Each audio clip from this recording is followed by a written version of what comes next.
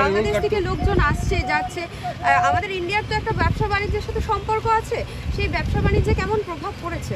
সেই ট্যাক্সারটা মানে এক প্রেজেন্ট নাও নেই বললেই চলে, পুরোপুরি ধস নেমেছে।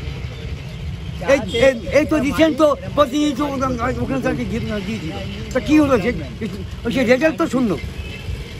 আমাদের যে প্রতিনিধি যে আধিকারিক গিয়েছিলেন তিনি কী করলেন ইউনিসের সাথে, কী করলেন? হাত পা দলা হয়ে পড়ে আছে, ইউনিস দেখাচ্ছে এই ছবিটা বর্তমানে। তা আমাদের কোনো কথা বলার ক্ষমতা আছে? একটা আইএস অফিসার, একটা আধিকারিক এখানকার, তার কোনো ক্ষমতা আছে? আর ওখানকার এত দিন গেলেই হচ্ছে। আর তারপরে হিন্দুদের মধ্যে কোনো ইউনিটি নেই, ওখানে কোনো ইউনিটি নেই, যেটা অন্যান্য সম্প্রদায়ের মধ্যে আছে। হয়তো জাতিগত আসে, তবে বিশ্বে তো সবই তো জাতিগত বিষয়। মমতার ক্ষেত্রেও তাই, বিজেপির ক্ষেত্রেও তাই। ভারতবর্ষে কোথায় জাতিগত নেই, বিদ্বেষ নেই? আছে। এর মধ্যে রাজনীতির মধ্যে তো জাতিগত বিদ্বেষ তো একদম জিয়ানো রয়েছে, শোল মাছ, জিও মাছ, মাগুর মাছ জিয়ানোর মতো। এখানে হয় না। জাতপাত নিয়ে রাজনীতি হয় না, কে বলেছে হয় না? গোটা ইন্ডিয়ায় হয়, গোটা বিশ্বে হয়, নট অনলি ইন্ডিয়া। না, আমি বলছি যে বাংলাদেশিরা যে আসে আপনাদের তো এই অটো করে মূল ব্যবসা যায়, হ্যাঁ, সেই ক্ষেত্রে এখন কেমন বাংলাদেশিরা আসছে? কিন্তু মানে তেমনভাবে আসছে না। এখন মান সম্মান ইজ্জতের ভয়ে অনেকে চলে আসছে, ফেলে রেখে চলে আসছে।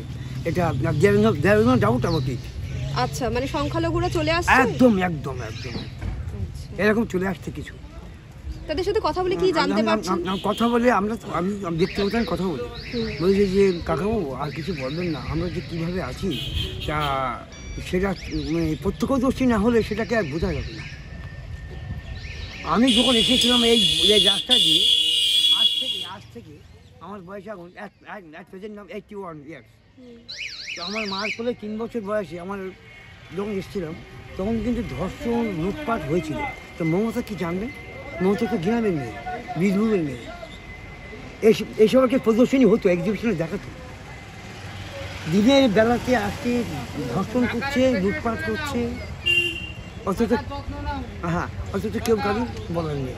এটা তোমাদের মা জননী, বয়স কিছু না, এখনও তোমাদের অনেক কিছু জানার আছে। আমি 3 মাস বয়সে এসেছিলাম, মার মুখে পরবর্তীতে যখন পরিণত বয়সগুলো সব মানে শুনেছিলাম আর কি, যে কী পরিস্থিতি। 2010 যেমন মেশিন মুসলিম আর হিন্দু তেমন একটা টাইম হবে না ওদের ভবিষ্যৎ।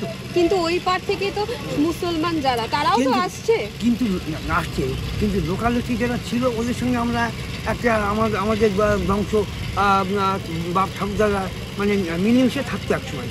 কিন্তু এই দেশ থেকে বিহারি গিয়ে ওই জায়গাটাকে একদম শেষ করে দিল।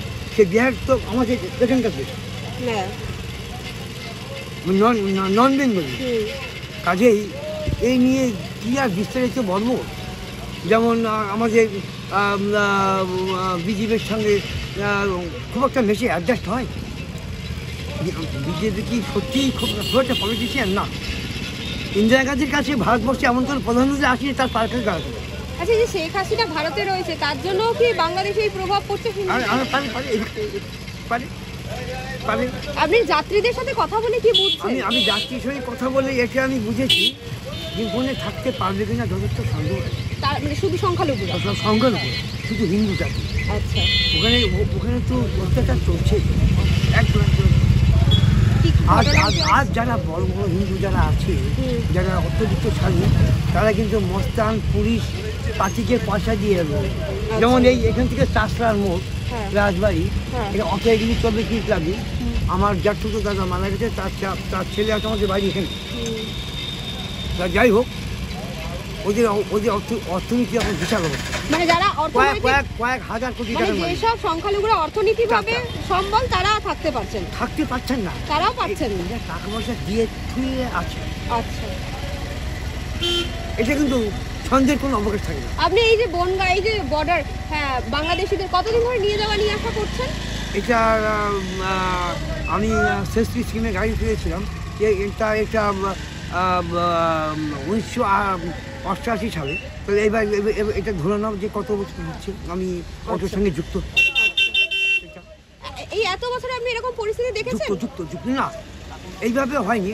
তবে প্রথম যে ইয়েটা হলো বাংলাদেশের যে ইয়েটা সব এই হয়েছে ওটা বিশাল ব্যাপার, ওটাও বিশাল ভাইটার বিষয় যে এইরকম হয়, এখানে হয়। কিন্তু আমাদের রাজনীতি, আমাদের নেতা হাতা খুব একটা সুবিধাজনক জায়গায় নেই। যেমন একটা কথা বলে যুক্তি দিই, চীনের হাতে পাকিস্তান মানে চীনের এক বিরোধের মধ্যে রয়েছে। চীন যা ওখানে দিয়ে রেখেছে, বাংলাদেশের মতন যদি এরকম নড়ে চড়ে বসে পাকিস্তান, তাহলে চীনের হাতে কিন্তু ওখানে শেষ হয়ে যাবে, ওকে নড়তে দেবে না। কিন্তু আমাদের নেতা হাতটা তো ভালো না, এত কিছু দিচ্ছে। যেমন আফগানিস্তানে কত কী করলো, ইন্দিরা গান্ধী বড় বড় হসপিটাল করলো, যা ভারতবর্ষে নেই। ওরকম সুপার স্পেশালিটি হসপিটাল নেই। কিন্তু সেক্ষেত্রে সেসব জায়গায় আমাদের নেতাদের অনেক ফল্ট আছে। এই যে হচ্ছে এই ইয়ে অত্যাচারগুলো, এর জন্য আমাদের নেতা হাতে অনেক যায়। এরা কিন্তু এরা কিন্তু এই দিতে পারে না এর থেকে, এইসব দায়িত্ব থেকে। যেমন নাগরিক সমাজের কাছে একটা রাষ্ট্র দায়বদ্ধ থাকে। যে হিন্দুস্তান যে জন্ম নিয়েছিল, জন্মের সময় রাষ্ট্র কিন্তু দায়বদ্ধ হয়েছিল যখন এগ্রিমেন্ট হয়। অবশ্যই এটা নিশ্চয়ই জানো মহাজননী, শ্যামাপ্রসাদ মুখার্জিকে মানে কিকট করেছিল। একটা মিটিং করতে গেলে একটা কনভেনার লাগে, তাকে কোনো মূল্য দেয়নি, কোনো দাম দিইনি, এরা কোনো দাম দেয়নি। আজকে এই যে এখানকার পরিস্থিতি, এই জন্য দায়ী আমাদের নেতা। এখানকার এই পরিস্থিতি এই বাংলাদেশের একদম আমাদের নেতা হাতে ভালো না, মমতাও না, সে জায়গায় নেই, একদম নেই।